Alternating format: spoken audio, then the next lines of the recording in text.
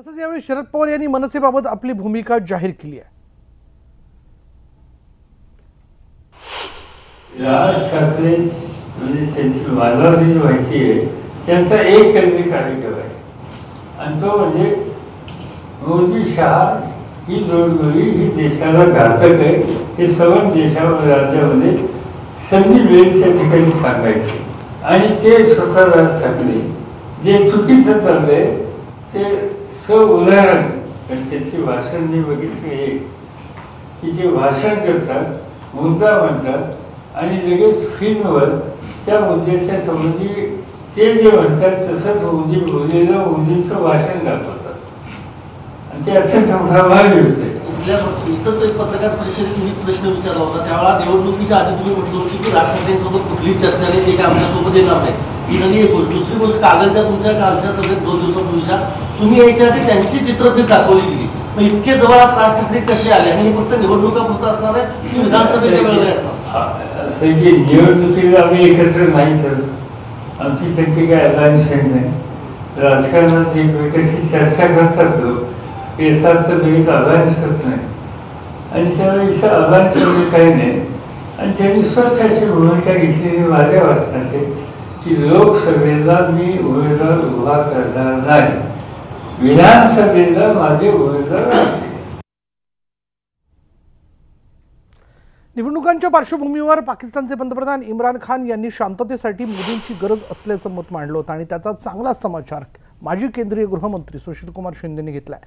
शांततेसाठी तुम्ही इतके दिवस का गप्प होता असा सवाल विचारून नक्की दोघांमध्ये काहीतरी देवाणघेवाण झाली असेल अशी टिप्पणी शिंदेंनी केली आहे.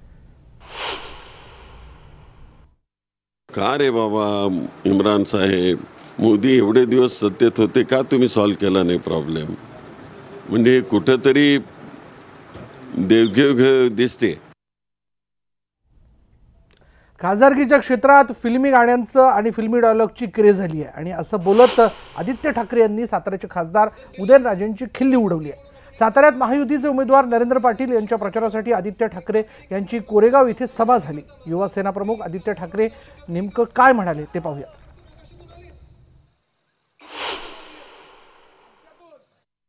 फिल्मी गाण्यांचं फिल्मी डायलॉगचं जरा एक फॅड आलेलं आहे आणि येताना मी जे काही ऐकत होतो जे काही सातारेकरांचा मूड आहे तो एकच मूड दिसतो मला. एक नवीन डायलॉग मी ऐकलेला आता माझी सटकली. प्रत्येक साताऱ्याला तरुण मुलगा आणि मुलगी हे बोलतात की आता माझी सटकली आणि अजून एक बोलतायत अपना टाइम आएगा. बरोबर ना अपना टाइम आएगा. ज्या जिल्ह्याने ज्या साताऱ्याने दिल्लीला हलवलं दिल्लीचं तख्त हलवलं त्याच्यासमोर आता हे पक्ष कितीतरी वर्ष दिल्ली समोर लोटांगण घालतायत आणि तुम्हाला गुलाम बनवून ठेवलेलं. तुम्ही विचार करायचा की तुम्ही यावेळी बदल करणार आहात की नाही परिवर्तन करणार आहात की नाही.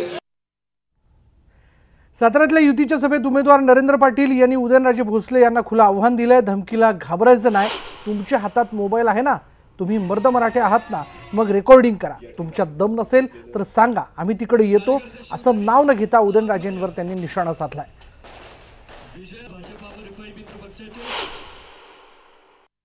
तुम्हाला कुणी धमकी देईल तुम्हाला कुणी काय बोलेल या मोबाईलचं रेकॉर्डिंग चालू करा.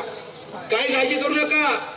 मी या ठिकाणी साहेबांना सांगितलंय की आता जसं जसं आपलं वारं वाढत चाललंय जसं जसं शिवसैनिक आता पेटत चाललंय जसं जसं राजकीय नेत्यांचं साताऱ्यामध्ये लक्ष जात चाललंय तसं तसं लोकांना फोन येतील.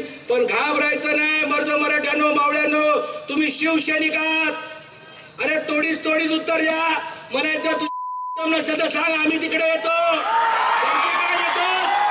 दहशतीला घाबरायची गरज नाही. काही टेन्शन घेऊ नका. या ठिकाणी खासदार उदयनराजे भोसले पडणार म्हणजे पडणार. मेटेंच्या जाहीर विरोधामुळे पंकजा मुंडे संतापल्यात. बीडमधल्या जाहीर सभेत त्यांनी शेर सादर करत मेटेंवर निशाणा साधला. तर मुख्यमंत्री सर तुम्ही पण आपलं तोंड खराब करून घेऊ नये साहेब. आपण पण राज्याचे मुख्यमंत्री आहात.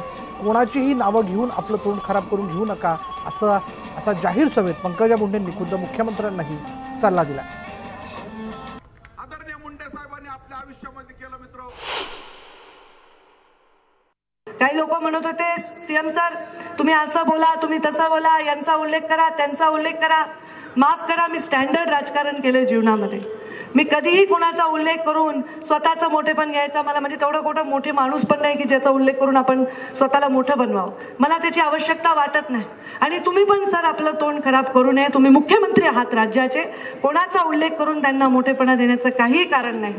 एवढंच सांगते सर, हम दुश्मन को बड़ी शानदार सजा देते हैं, हात उठाते नहीं बस नजरों से गिरा देते हैं. आणि त्याच्यामुळे अशा लोकांना आपल्या नजरेतून उतरवा. तर मेटेंना मंत्री व्हायचं असेल तर मेटेंनी बीडमधील निर्णय बदलावा असा सल्ला रामदास आठवले यांनी विनायक मेटेंना दिलाय. तर आपल्या खास शैलीत त्यांनी चारोळी करत मेटेंवर टीकाही केली. तर मी ज्यांच्यासोबत जातो त्यांना सत्ता मिळते आणि मी ज्यांच्या विरोधात जातो त्यांचा सत्यानाश होतो, त्यामुळे विचार करा, हे सांगायलाही आठवले विसरले नाहीत. आमच्या सोबत असणारे आमचे मेटे साहेब, विनायकराव मेटे माझे चांगले मित्र आहेत. म्हणजे विनायकरावजी मेटे, का करताय तुम्ही काम असं कुठे?